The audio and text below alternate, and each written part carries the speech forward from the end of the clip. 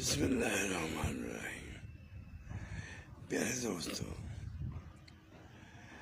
شیخ عبدالقادر جیلانی رحمۃ اللہ تعالی علیہ اپنی کتاب فتوی الغیب میں فرماتے ہیں کہ اپنی نفسانی خواہشات سے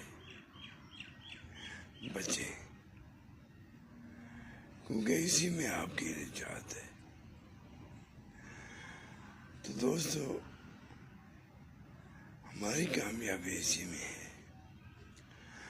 تو ہم اگر دل میں عشق رسول اور عشق اللہ تعالیٰ کی ذات پاک کو رکھیں اور اپنے دل کو پاک کریں، تو ہم اس چیز سے بچ سکتے ہیں، اپنے خواہشات سے۔